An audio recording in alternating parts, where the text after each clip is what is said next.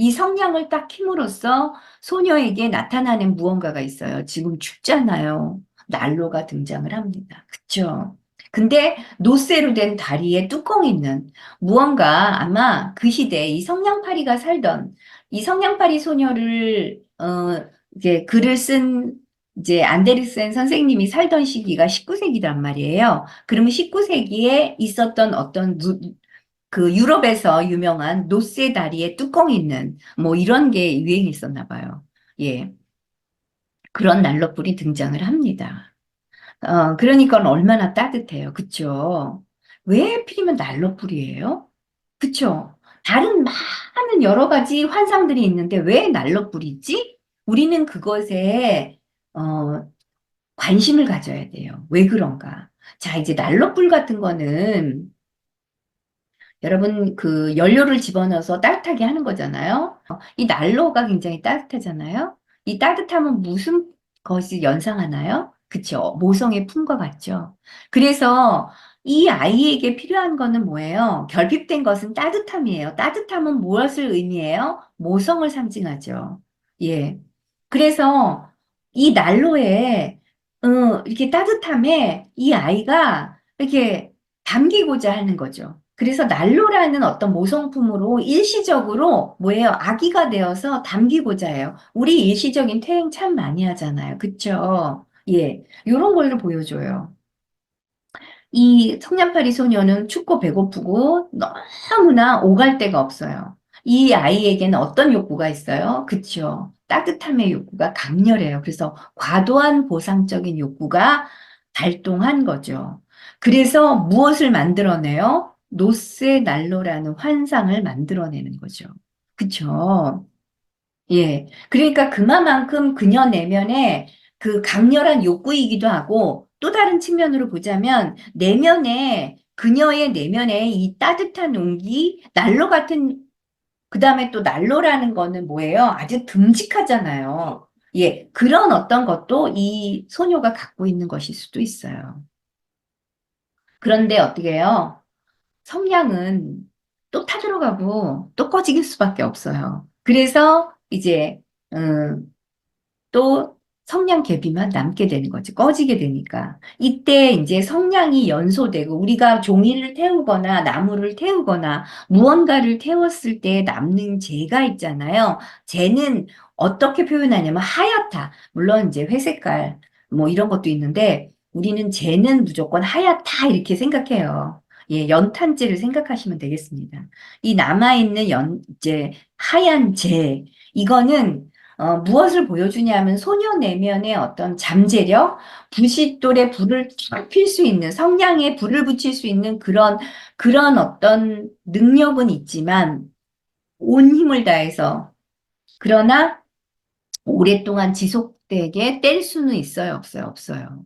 그래서 그녀 내면의 어떤 잠재력이 다 소진된 것을 보여준다. 불이 꺼지는 거는. 이제 이렇게 보는 입장입니다.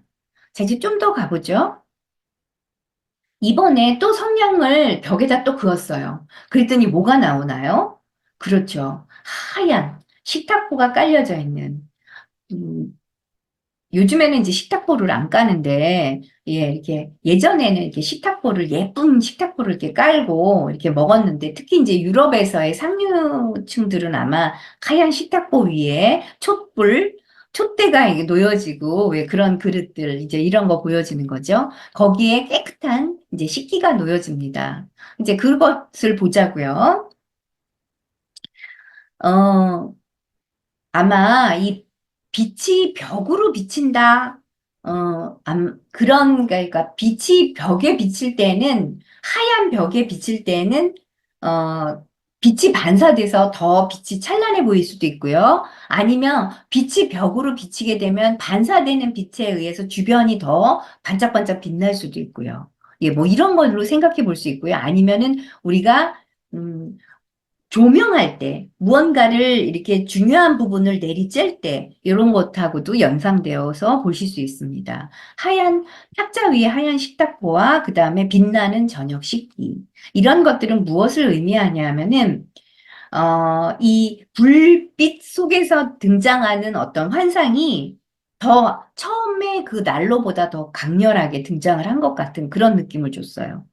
그리고 이제 이 벽에다가 빛이 비침으로써 우리가 투과해서 그 안을 들여다보게 되는 거. 우리가 무슨 애니메이션 같은데 그런 거 많이 보이잖아요. 예, 그런 것처럼 이제 이렇게 안을 싹 들여다보는 이제 그런 것을 느껴지게 해요. 그래서 여기서 빛이 벽을 비추는 것은 일종의 경계를 보여준다. 그 안으로 들어가는 거죠. 진짜 들어간 게 아니죠. 환상으로 들어갑니다. 그래서 보니까 그림을 좀 한번 봐주세요, 선생님들. 그림이 제법 우리의 내용을 보충해주고 있어요. 그래서 이 빛은 아까도 이야기했지만, 빛, 태양, 불꽃, 이제 이런 것들은 어떤 생명력, 에너지와 연결된다라고 얘기했죠. 계속 나옵니다. 이게 상징이에요. 상징이 계속 나오니까 선생님들은 이제 그것을 자세히 들여다보고 있으면 나중에는 그 상징들을 여러분이 써야 될 때가 와요. 아주 효과적으로 적절하게 쓰게 됩니다. 자, 근데 이번에는요, 거위가 칼과 포크가 꽂힌 채, 아마 이제 칼과 포크를 이제, 구운 거위를 이렇게 끄집어낼 때 이제 필요한 거겠죠. 그래서 이제 거위가 이제 뒤뚱뒤뚱 하면서 소녀 앞으로 다가오는 그런 환상이 이제 나타나요. 이게 뭘까? 이제 어떻게 보면은 이 거위도 일종의 이 소녀가 내면에 있는 소녀의 모습이 투사되어 드러난 어떤 환상일 수 있어요. 그런데 거기에 칼과 포크가 꽂혀져 있어요. 자, 칼이라는 것과 포크라는 건 어때요? 날카로운 거죠. 그쵸? 그 다음에, 칼도 찌르는 거고, 포크도 찌르는 거예요. 그런데 칼은 예리해요. 그쵸? 칼은 여러 가지 상징을 갖고 있어요. 자르는 것, 절단하는 것. 우리가 이러잖아요. 나 그 사람하고 절교할 거야. 칼처럼, 무처럼 잘라낼 거야. 이런 표현 쓰죠. 어떤 것과 절교할 때 칼을, 아니면은 저 사람의 목을 치는 거. 아니면 저 사람을 이렇게, 뭐, 자를 때 이런 것들. 그리고 또 다른 측면은 칼은 무엇을 의미하냐면 지성을 의미해요. 그리고 칼은 지성이라는 것은 여성보다는 남성이 더 우월해요. 현대 사회에서는 물론 여성들이 더 똑똑한 여성들이 더 많긴 하지만 옛날에는 지성의 전유물은 남성이었어요. 그리고 여성은 뭐예요? 감정. 감성이 풍부한 거를 여성이라고 했어요. 그러니까 아무래도 생물학적으로 인간이 진화한다 하더라도, 본래의 본질적인 어떤 측면, 남성의 본질적인 측면은 지성, 이성이 더 발달되어 있고, 그 다음에 여성의 본질적인 측면은 감정이 발달되어 있다라고 보면 크게 틀리지 않으실 겁니다. 자, 칼하고 포크가 거위에 이렇게 꽂혀져 있어요. 거위는 여잔지 남잔지는 몰라. 하지만 칼과 포크로 이렇게 찔려져 있다라는 것 자체가 무언가에 의해서 뭐예요? 이렇게 음, 상처받는 것? 이제 이런 것으로 저는 봤어요. 물론 이제 칼과 포크는 뭐 지성적인 어떤 측면으로 이렇게 해석할 수도 있겠지만 여기서의 해석은 문장 내에서 보았을 때 자, 우리가 상상을 해보자고요. 구운 거위가 뒤뚱뒤뚱 거리면서 칼과 포크가 찔린 채 온다라는 얘기는 무언가 우리가 그 연상되는 게 우리가 창 아니면 화살, 뭐 이런 거에 꽂힌 어떤 사람의 어떤 상처받은 그런 어떤 형상이 떠오를 거예요. 그쵸?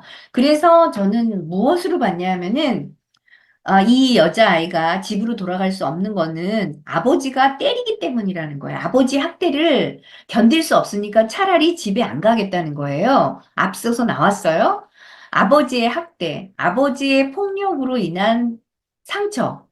이게 이제 칼과 포크에 찔려져 있는 것으로 드러나지 않았나. 아니면은 이제 엄마의 어떤 부재, 엄마가 어떻게 됐는지는 모르지만 엄마의 신발을 신고 나왔다라는 것 자체가 길에, 어, 자신의 신발이 없이 엄마의 신발을 신고 나왔다라는 건 여러 가지 추측할 게 있어요. 그만큼 어려워서 엄마 신발을 신을 수도 있고 또 다른 측면은 엄마가 부재하는 거예요. 그래서 엄마 신발을 신고 나올 수도 있는 거예요. 그렇다고 한다면 이 거위와 칼은 아니, 거위에 찔려 있는 칼과 포크는 남성적인 어떤 특징도 갖고 있지만 날카로움에 의해 상처받는 것일 수도 있어요. 즉, 부모에 의해서 제대로 보호받지 못하는 성냥팔이 소녀일 수 있다라는 거죠.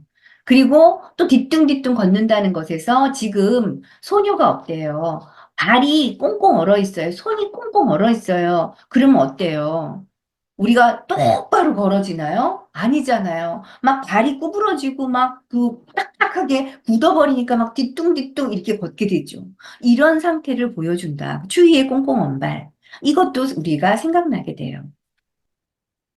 조리된 거위가 죽은 것이 다시 살아나서 뒤뚱거리며 다가올 만큼 떤 거냐면은 내면에 살고자 하는 이 성냥팔이 소녀의 욕구가 그만큼 강렬한 것을 보여주기도 한다. 그것이 칼과 포크가 꽂힌 채 뒤뚱거리며 나타나는 것일 수도 있다. 그러니까 재생하고자 하는 것일 수도 있죠. 예. 그 다음에 이 뒤뚱거리며 걷는 거는 소녀가 엄마의 신발을 잃어버리고 맨발로 꽁꽁 얼어붙어서 길거리를 걷는 모습과도 연결될 수 있죠. 쩔뚝거리거나 아니면 뒤뚱거리면서 걷겠죠. 소녀가. 그것과 연결된다. 이렇게 볼 수 있습니다.